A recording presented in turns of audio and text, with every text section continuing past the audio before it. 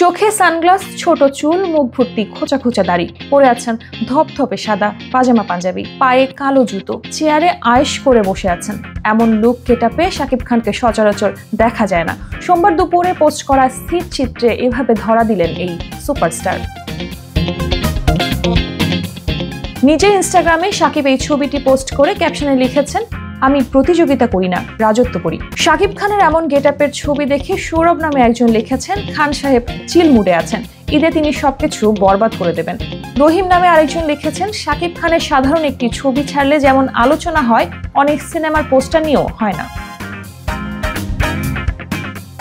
ঈদ উল ফিতরে মুক্তি পাচ্ছে শাকিব খানের বরবাদ। এরই মধ্যে ছবিটির মোশন পোস্টার, টিজার গান সহ একাধিক অভিনয়শিল্পীর লুক প্রকাশিত হয়েছে।